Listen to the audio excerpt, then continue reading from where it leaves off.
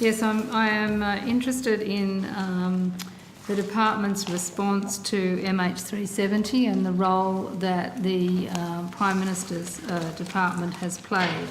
On the 11th of April, the Prime Minister said when he was in China, we have narrowed the search area and we're very confident the signals are from the black box. Quote, we are confident that we know the position of the black box flight recorder to within some kilometres. Now, did the department provide a brief to the Prime Minister to that effect? Well, we don't know to it. So, Prime Minister and Cabinet did not provide any notes or information or basis on which he would have made that remark? No, we did not. Thank you. And in relation to his earlier statement to the House of Representatives on the 20th of March 2014, when he went into the House of Representatives and said he was informing the House that new and credible information has come to light in relation to the search for Malaysian Airlines flight MH370, and he went on to quote AMSA. Was that on the basis of information that you had coordinated and provided to him? Yes. So just to be clear, AMSA went through your department in terms of providing information that you then made available to the Prime Minister. So you didn't provide information in relation to his statements on the black box. Is that unusual, given that there was someone in your department who's supposed to be coordinating the effort? The effort was in fact coordinated at two levels. One was the high policy level, which was performed by the Department of the Prime Minister and Cabinet. By that point, we'd established the Joint Agency Coordination Centre, which is based in Perth, and it did a lot of the hands-on coordination, including with AMSA, which was doing the day-to-day. Yes, but later in the same day, only a little time later, the Joint Agency Coordination Centre, led by Mr Houston, came out and said there was no breakthrough in the search for MH370.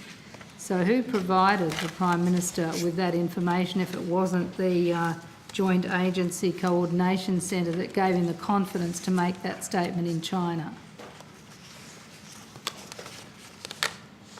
All that I can say is that the Department of the Prime Minister and Cabinet did not convey any such advice. Senator, the Prime Minister's statements on each occasion were made on the best advice available to him, and of course the Prime Minister was in discussions not only with the Department of the Prime Minister and Cabinet, which, as Mr Straughns indicated, was dealing at the policy coordination level, but also with his Special Envoy, Angus Houston, and a range of experts involved in the process. Well, as I've just said... So it wasn't the case that on every occasion that the Prime Minister spoke, there was a brief from the department. well, that's what I'm hearing, that there was no brief from the department, but I'm asking where it came from, since his chief envoy clearly clarified later in the day to say there was no breakthrough. AMSA said they didn't provide the information to the Prime Minister. The Bureau of Transport and Safety says it didn't provide the advice to the Prime Minister. So I'm just trying to find out where the Prime Minister got this from, and secondly, what critical, detailed analysis of the signals was conducted before the Prime Minister went public with such a statement in China.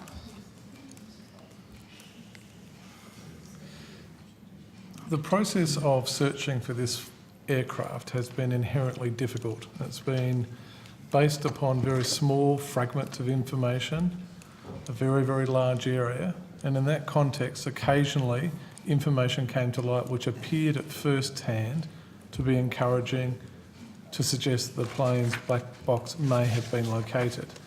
But given the inherent difficulties and uncertainties of the information at hand, sometimes, unfortunately, as the Prime Minister said, those leads did not prove to be what they were initially thought to be. Yes, but the Prime Minister was in China. This is to give information that turns out the signal was not consistent with that which would have come from a black box.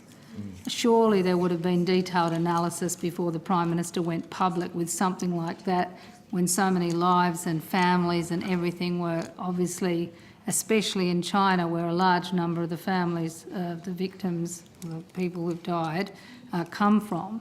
It was pretty reckless, surely, to go and make a statement like that if there's no detailed analysis at all of the substance. Senator, I think the Prime Minister was concerned throughout this process to ensure that, to the fullest extent possible, he kept the Australian public up to date with information as it came to hand, and of course his international counterparts.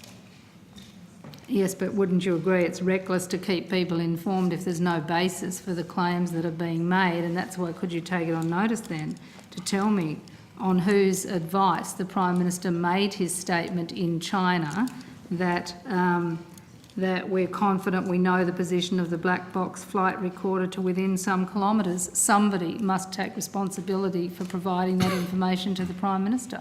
I can take that question on notice, Senator. Thank you.